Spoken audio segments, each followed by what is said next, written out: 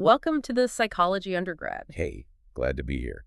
And we have a massive task ahead of us today. We really do. We're basically trying to analyze the entire unofficial syllabus for, adolescent development in the 21st century. And that syllabus is music and digital media, the stuff that's just everywhere. Exactly. So our mission for this deep dive is to really get into the research around how these sources, the media young people are consuming all the time, how they function as like these primary agents of socialization. Powerful agents. Yeah. And often totally unfiltered. Totally. They're teaching this generation about identity, about what relationships are supposed to look like, and they're definitely defining sexual norms. So we're kind of critically analyzing the curriculum that adolescents are just internalizing without even realizing it. Yeah. And to do that, we've pulled together a great collection of sources. We have. First, there's a foundational review that sort of defines the developmental role of music, which is super important context. Then we get more specific. We have content analyses that actually look at pop songs and figure out how they portray romantic attachment styles. And then a really powerful critical discourse analysis of some famously influential and, let's be honest, often really problematic lyrics. Yes.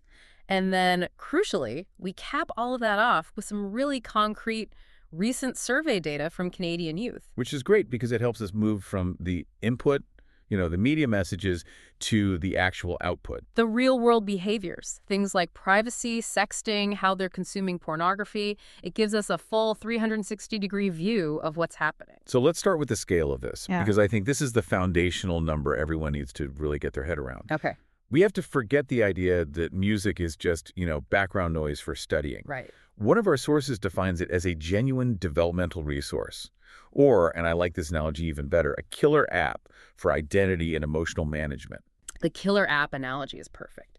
I mean, for our audience, for anyone who's an undergrad now, you get how essential the right tool is. And when you look at the raw data, the time they're investing is it's staggering. What are we talking about, numbers one? We are talking about adolescents consuming more than 10,000 active listening hours throughout their teenage years. 10,000. Just let that number sink in for a second. It's hard to even picture. Think about the magnitude of that. 10,000 hours of this, emotionally charged, culturally saturated content. And it's hitting the brain during its most plastic, most changeable period of identity formation. This isn't just passive absorption either. This is intentional. It's high-volume exposure happening at the exact moment. The brain is, rewiring itself to process all these complex social cues and figure out emotional regulation. So the window for influence isn't just open. No, it's being flooded. Absolutely flooded. Yeah. So I think that's our starting point, the sheer volume of it all. Okay, so we've established this intense exposure, 10,000 hours. Now we really need to unpack the foundational psychology. Like, why does music have this unique, profound impact that other media just doesn't quite match? And the best place to start is with the neurobiology, the actual, nuts and bolts in the brain. We're talking concrete biological mechanisms here. Exactly. When you look at brain imaging studies, like the work from Menon and Levitin back in 2005, the finding is it's unmistakable. Listening to music activates the mesolimbic pathway. And that's the core of the brain's reward system. It's the core. It's the dopamine highway. Right, the dopamine hit.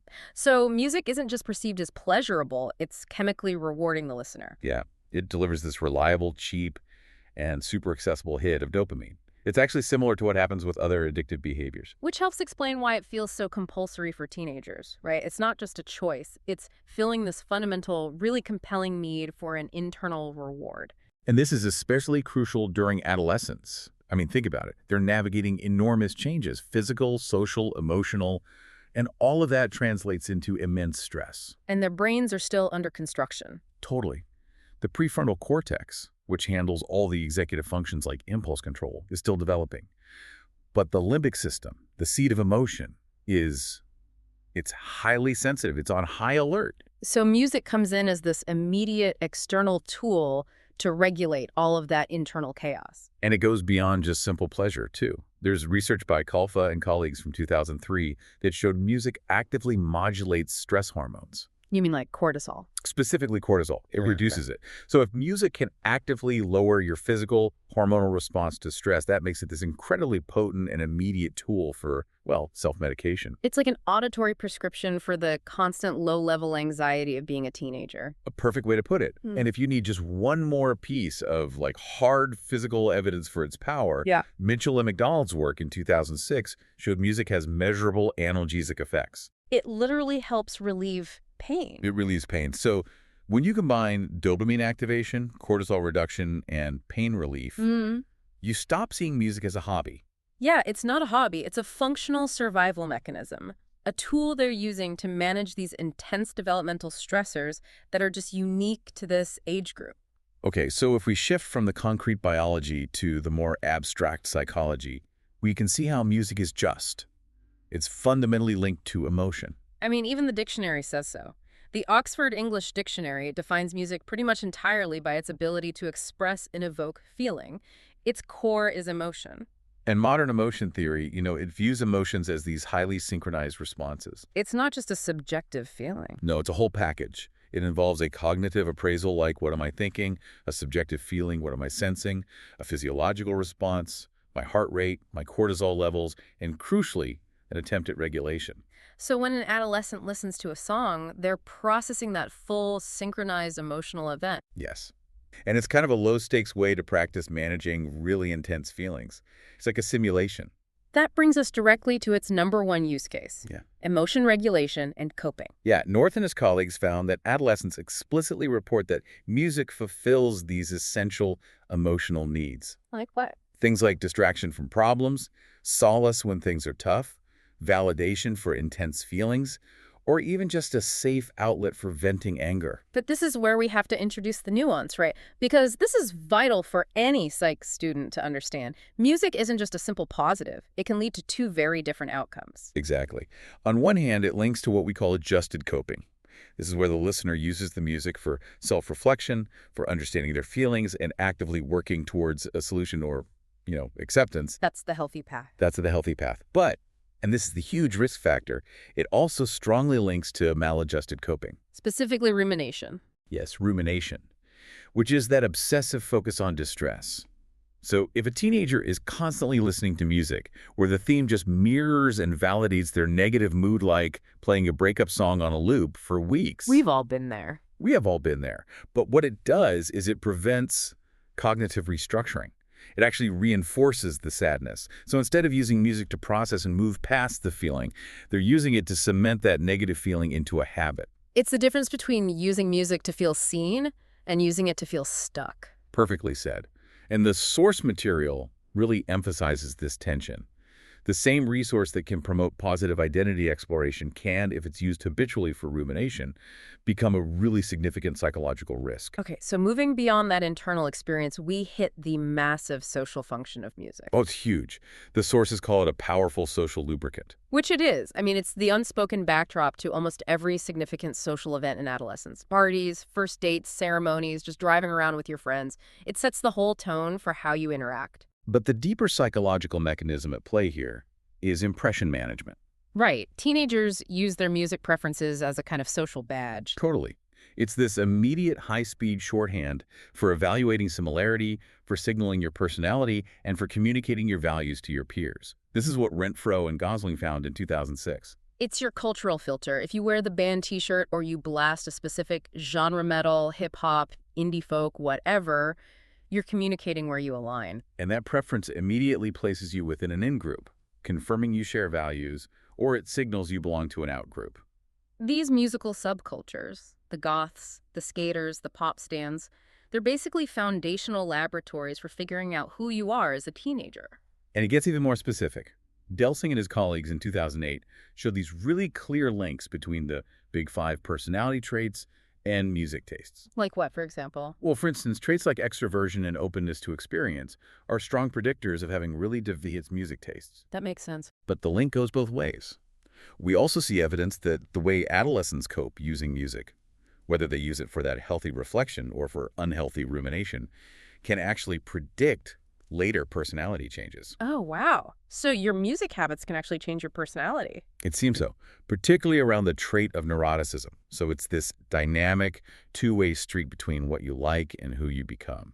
And yet, despite all of this, despite the 10,000 hours, the biological impact, the social sorting, developmental psychology, for a really long time, seriously underestimated its role. Yeah, the source calls it a major academic blind spot. Why, though? Why would they miss something so obviously important? Well, the primary reason the source gives is a lack of scientific communication. Meaning? If you think about how academia is structured, research into music often fell into, like, cognitive science or social psychology, places where the elements are easier to isolate and measure in a lab. Okay, so it's easy to study how a certain rhythm affects your motor cortex. Exactly. But developmental psychology requires these long-term longitudinal studies. You have to trace how a young person's music use at age 13 affects their personality and their relationships when they're 18. And those studies are just massive undertakings. They're expensive and they take years. Right, and the data really shows this disconnect. Overall, psychology papers that use the keyword music just exploded. Yeah. They increased sharply between 2001 and 2010 to over 6,000 publications a year. Music research was booming. But when you look specifically at the journals that specialize in adolescence and development, the increase was steady, but, and this is a quote, disappointingly modest. So the academic field was just playing catch up with the culture. Way behind. The youth music industry had already mastered all these artistic, technological, and economic methods for influencing millions of lives long before the developmental experts really recognized it as a core factor, on par with parents or peers. It's a classic example of theory just lagging way behind reality. Yeah, and the source argues that a more robust, prolific developmental psychology of music is necessary to allow mainstream psychology to finally catch up with the increasingly musical lives of contemporary adolescents. Okay, so to help structure this massive influence, one of the researchers, Dave Miranda, identifies at least 7 key developmental areas that music impacts. Let's maybe dive into a few more deeply, starting with aesthetics and taste. Yeah, this is a great one. This is really where competence gets developed. Adolescents are actively shaping their personal standard of what's aesthetically pleasing, what's cool versus what's mainstream or boring. And that changes over time, right? Oh, absolutely. In early adolescence, your taste might be just completely borrowed from your friends. But by late adolescence, that taste stabilizes into something much more personal, more discerning. It reflects their growing independence and critical judgment. And then, maybe the most critical one, identity. For sure. Music offers this incredibly rich space for exploring possible selves. You can, try on different personas just by adopting the style or the attitude of an artist you admire. So the musicians themselves become role models. They do, whether they're positive or negative. They influence behavior through social learning theory. You see it, you model it. And I think it's important to mention, for young people from marginalized backgrounds, music is often this crucial resource for developing and expressing a cultural or ethnic identity. 100%. It can provide a sense of community, validation, and a historical context that might be totally missing in their mainstream schooling. Okay, what about socialization and friendship? We touched on the social badge, but it's deeper than that. It is. Similarity in music taste doesn't just start friendships, it helps maintain them. It gives you a shared activity, a shared language, a shared history with your friends. Yet, the research adds a layer of complexity here, which I found really interesting. Go on. A lot of adolescents maintain personal music preferences that are distinctly not shared by their closest friends. Right, which demonstrates that key developmental task of balancing the need to belong with the crucial need to maintain your own individual identity and personal taste. You can be part of the group, but still be you. Exactly. And finally, let's just quickly revisit emotion regulation and coping. We really can't overstate this one. It is a ubiquitous, abundant resource for managing stress. But we have to carry that warning forward. We're dealing with this powerful infrastructure, those 10,000 hours that can either be protective, or it can be maladjusted. It all depends on the content it's carrying. So I guess the bottom line from all this foundational work is that music really is the infrastructure for so much of adolescent emotional and social life. It is. And knowing that, we have to look really, really closely at the specific lessons, the actual blueprints, being broadcast through this high-volume, high-stakes system, especially when it comes to romance and sex. Which brings us right to the core of the content analysis. If music is the teacher, what exactly is on the curriculum for love? And we're going to analyze this through the lens of attachment theory, which was originally developed by Bowlby back in 1969. Okay, so attachment theory 101 for anyone who needs a refresher. Humans have this innate biological need to form strong emotional bonds. Right. And those early bonds, usually with caregivers, create these internal working models. And those models basically dictate how we view ourselves, how we view other people, and what we expect from all our future relationships. And in adulthood, that primary attachment figure often shifts from a parent to a romantic partner. Okay, so if the caregiver was consistently available and responsive, the individual develops a secure attachment style. And their internal working models are positive. They see themselves as worthy of love, they see others as trustworthy, and they believe communication is an effective way to solve problems. These are the healthy patterns we all hope for. But inconsistent or neglectful care leads to insecure styles. So let's break down the three major insecure patterns we see a lot in pop culture, starting with anxious attachment. Yeah, this is often stereotyped as the stage 5 clinger, which is a bit reductive, but we have to remember these are real patterns of deep psychological distress. So what does that look like? The anxiously attached person is characterized by clinginess, they demand frequent bids for attention, they have a massive distrust of their own self-worth, and a severe inability to function alone. So in song lyrics, this would sound like constant pleading. Exactly. I need more hours with you, don't leave me here, I can't breathe without you. Yeah. They crave intimacy, but they are terrified of being abandoned. Okay, then you have the opposite, avoidant attachment. This is the classic emotionally unavailable persona. Their working model taught them that getting close to someone leads to pain or rejection, so they proactively push people away. Characteristics would be what? Running away from commitment, prioritizing independence. Yeah, and a profound distrust of their partner.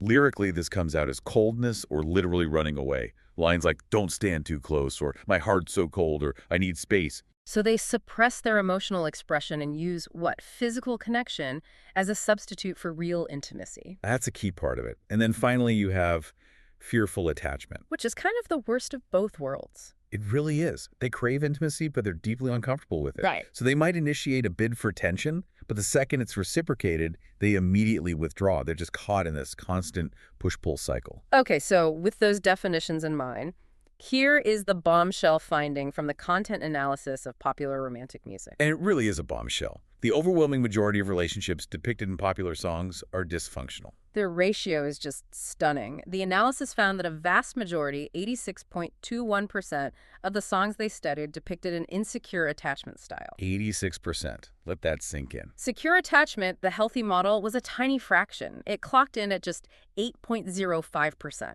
So if adolescents are using this media to form their relational blueprints, to learn what love looks and sounds like, they are internalizing models where distance, fear, clinginess, and drama are the default setting for romance. They're learning that the normal expectation is dysfunction. That's exactly what they're learning. And if you drill down into the specific insecure types, the songs were predominantly avoidant, 33%. followed by anxious, So about 28%. and then fearful at around 25%.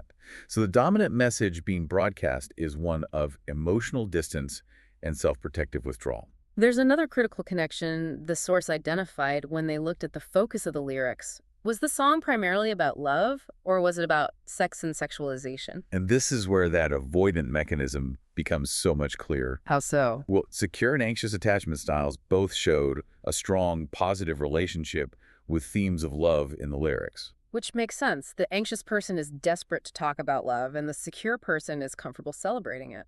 Exactly. But the insecure avoidant attachment style had the strongest positive relation with themes of sexualization and sex in the lyrics. Ah, because the avoidant person fears deep emotional bonding and intimacy. So they often substitute that emotional need with a purely physical or sexual connection. The focus on sex acts as a barrier, a wall, to prevent real closeness. This transition from attachment styles to actual behavior brings us to the concept of sexual socialization and scripts. Yeah. Adolescents learn what's expected of them sexually from these informal sources, like media. And these scripts, they dictate the roles, the behaviors, and the sequences of sexual interactions. And the traditional script, which has been deeply entrenched in media for decades, as defined by Simon and Gagnon in 1986, dictates these highly gendered, unequal roles. Let's break that down. Specifically, men are the dominant pursuers. Right. Their role is to initiate, to be persistent, and to seek sexual conquest. And often this conquest is linked directly to affirming their masculinity and their social status. And conversely, women are positioned as the submissive gatekeepers. Their role is to initially refuse, to require convincing, and to manage access to sexual activity. This is where the moral dimension comes in. The woman is made responsible for maintaining the relationship's purity or its reputation. And the consequence of internalizing these scripts is a massive reinforcement of the sexual double standard. Where men are rewarded for sexual expression. And women face social repercussions like shame or moral backlash if they seem too willing or too expressive. It's this moral tightrope they're forced to walk, and it's central to the problem. And what's more, these scripts actively normalize coercion tactics. And so? Well, if the man is taught his role is to be a persistent pursuer, and the woman is taught her role is to resist, then persistent pursuit, even when she says no, becomes a standard expected part of the romantic game. Okay, let's dedicate some serious analytical time to the two case studies in our sources that just illustrate this perfectly. The old classic, Baby It's Cold Outside, and the more modern example, Blurred Lines. Perfect. Starting with the structure of Baby It's Cold Outside, the whole song is a negotiation of power. It is. The woman, who is the gatekeeper, she keeps repeating phrases about needing to leave. I really can't stay, and she offers all these legitimate, logical reasons. And the man, the pursuer, continuously undermines her agency by just dismissing all of her reasons. He usually does it by repeating that core line, but baby, it's cold outside. So he's reframing her logical choice to leave into a problem that can only be solved by her staying, completely ignoring her stated desire. But what is the woman really afraid of? It's not the cold, it's the social fallout, the moral judgment. Exactly. She worries about her reputation. She says the neighbors might think, and my maiden aunt's mind is vicious. This explicitly highlights that sexual double standard. She risks being labeled promiscuous or easy if she deviates from the moral expectation of being pure. And the man, he leans into these verbal coercion tactics. He weaponizes his own feelings and his ego. Yeah, he tries to incite guilt. Yes, what's the sense of hurting my pride? And he appeals to her physical attraction, calling her lips delicious. So the whole interaction is framed not around mutual desire, but around the man's persistent desire versus the woman's fear of social and moral consequences. And then, decades later, you have Blurred Lines. The setting changes, the sound changes, but the scripts are identical.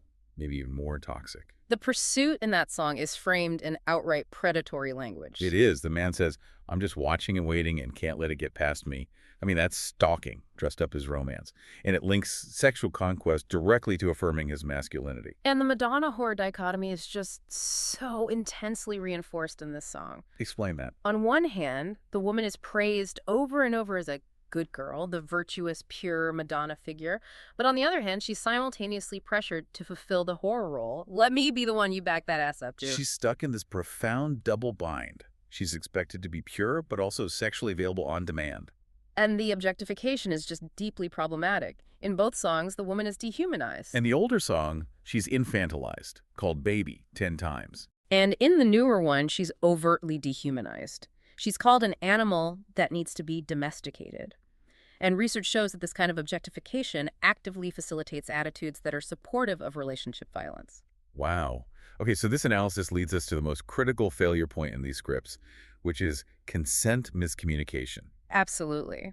Affirmative consent has to be voluntary, enthusiastic, and explicit. These lyrics model ambiguity, pressure, and coercion. And Blurred Lines ironically laments the confusion, right? The line is, I hate these blurred lines. Yeah, but it immediately destroys any possibility of clear consent by repeating, I know you want it, 18 times. 18 times. That repetition actively perpetuates the dangerous myth of token resistance. Which is the belief that when a woman says no, she doesn't actually mean it. She's just faking refusal to protect her social image. And this message is so dangerous because actual psychological and sexual violence research shows, overwhelmingly, that when women say no, they mean no. The lyrics also encourage misinterpreting nonverbal cues.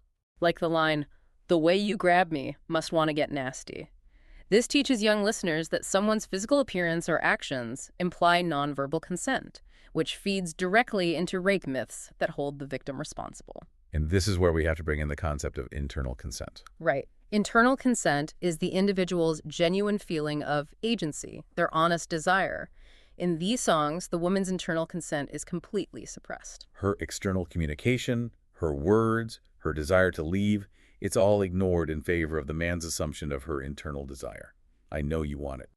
So the overarching blueprint that's being taught by pop culture, it doesn't matter the generation or the genre, is one of unequal power, insecure attachment, and compromised sexual agency. And these are the models adolescents are internalizing during those 10,000 hours. Okay, so if music is providing the script for these relationships, then the internet and digital media are providing the high-stakes stage where they rehearse and act them out. Right. So we're now transitioning to the actual behaviors and the risk factors that we see in the survey data from Canadian youth. And what we find is that the internet is clearly a primary relationship resource, but the way students access information about sexuality and relationships is strikingly gendered. It reinforces some of the scripts we just talked about. Okay, break that down for me. So about 1/5 of older students, it rises to 20% by grade 11, use the internet specifically to learn about sexuality. Mm. But here's the disparity. Boys are twice as likely as girls to actively search for this information. And the numbers are what? 11% of boys versus only 6% of girls. Wow. That finding is so critical when you link it back to what we just discussed. If boys are more likely to consume media that sexualizes relationships, that's the avoidant attachment link, and they're also twice as likely to actively seek out self-directed information on sexuality online. Then they are likely reinforcing those same problematic sexual scripts with content they find outside of any comprehensive sex ed class, which often means pornography. Right. And what about the girls? Conversely, girls are twice as likely as boys to seek information about relationship problems or dating advice online. That's 18% of girls versus 9% of boys. So when girls go online for relationship guidance, they're overwhelmingly seeking emotional or interpersonal support. They see the online space as a tool for relational processing. Exactly. It points to two really distinct socialization tracks. Boys are using the internet primarily for sexual information, and girls are using it for emotional management and support. That's fascinating. And what about identity? We see evidence of identity exploration through anonymity. 13% of students overall report pretending to be someone else online, specifically to flirt. And that number spikes. It does. It Yeah. spikes to 22% in grade 10. Which is such a fascinating developmental tactic. I mean, adolescence is all about trying on different selves. And online anonymity gives you this low-stakes environment to rehearse social skills, try out different identities, and practice flirting without the real-world consequences before you try it in face-to-face interactions. Okay, let's pivot to digital relationship management, specifically privacy, and how adolescents negotiate trust in this constantly networked world. What's really interesting here is that students are highly sophisticated in how they manage their privacy boundaries. Despite the total integration of these technologies into their lives, students actively maintain far more privacy boundaries from their romantic partners than they do from their friends or family. Which suggests a really careful calculation of social risk. Yeah, look at social media posts. Hmm. Over 90% of students think their friends should be able to read their public posts. That's a massive level of shared trust in the peer group. But that number just plummets for romantic partners. Only 59% think their boyfriend or girlfriend should read the same posts. And that contrast is so insightful. It suggests that adolescents perceive romantic relationships as transient, volatile. Yeah, and carrying a higher risk of reputation damage if the relationship ends badly.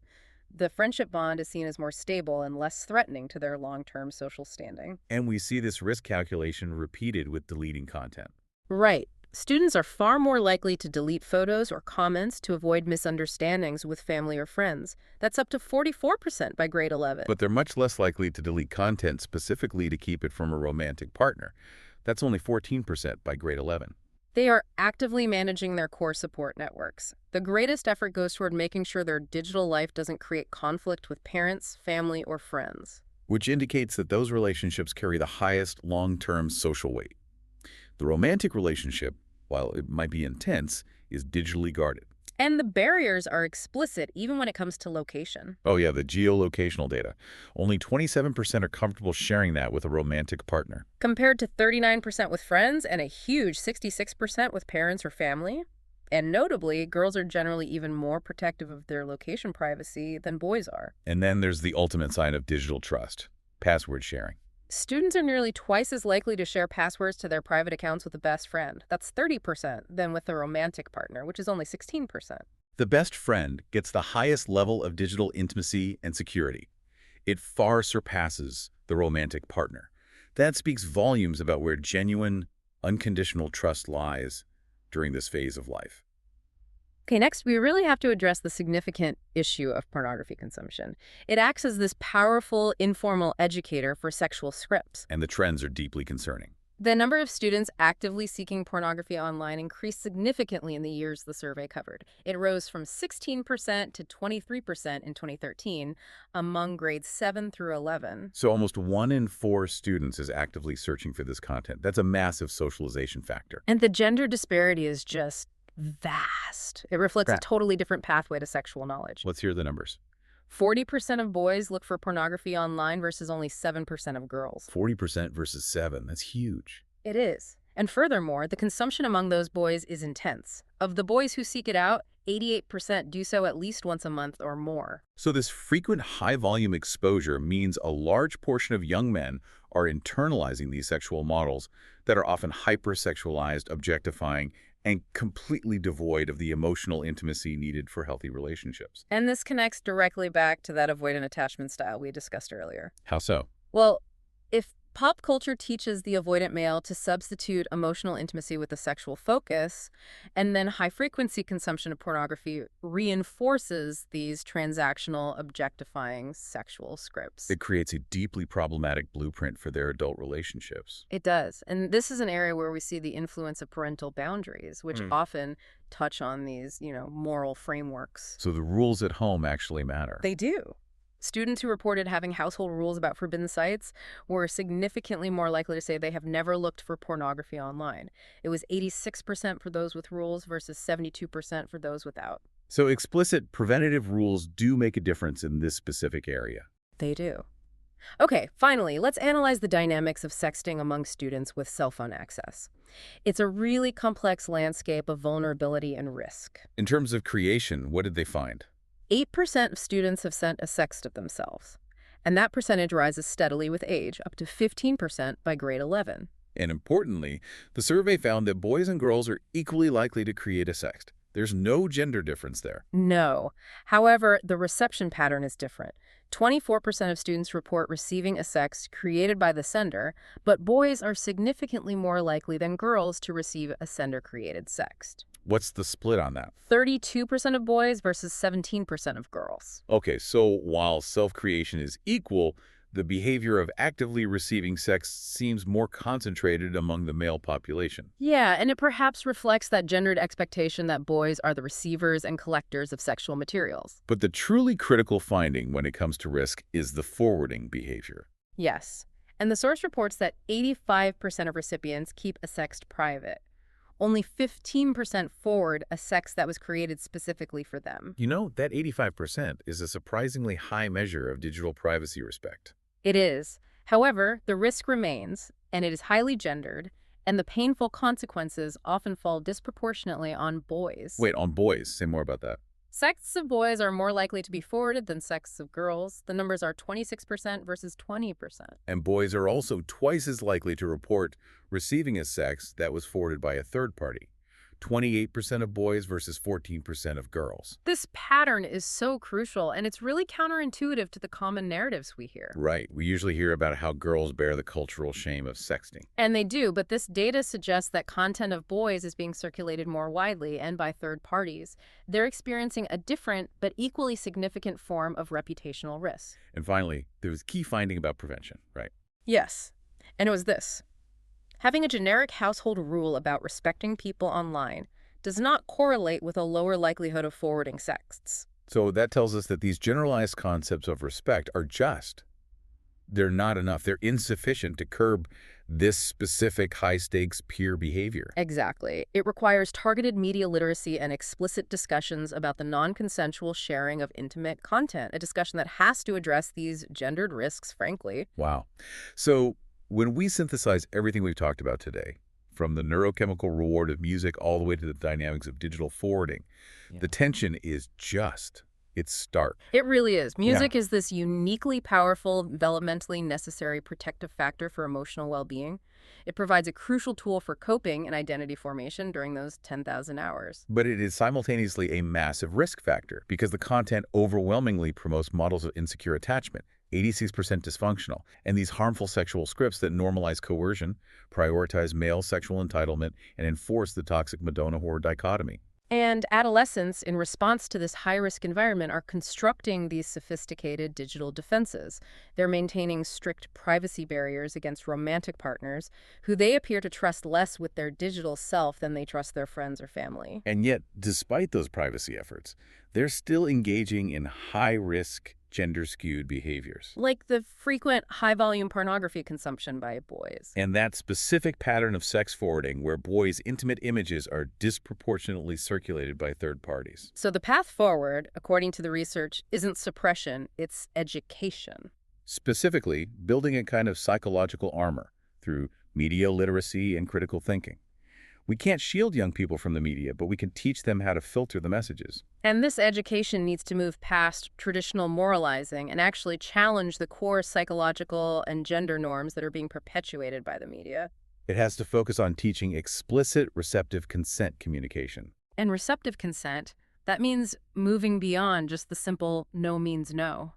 It involves teaching both internal consent, empowering the individual, especially women, to understand and advocate for their own sexual agency against those token resistance myths. And external consent, which is the voluntary, enthusiastic, and clear communication of agreement. By teaching critical psychological analysis, how to spot an avoidant lyric, how to identify a coercion tactic, how to recognize the double standard, we can turn these passively consumed messages into subjects for critical analysis. We can mitigate the risk. The ultimate goal, as suggested by the developmental researchers, is allowing psychology to finally catch up with the increasingly musical lives of contemporary adolescents. So for you, the listener, who is now armed with these psychological tools, the understanding of attachment theory, the mechanics of sexual scripts, and the knowledge of gender digital risk, the final provocative thought is this. These media messages aren't just external noise. They shape behavior. So how can you actively use your critical psychological knowledge, that filter, to not only protect yourself, but to reframe these ubiquitous resources, turning what is so often seen as just a risk factor into a powerful developmental resource for positive, secure change? That's the question worth pondering the next time you hit play. Thanks for joining us for the Psychology Undergrad.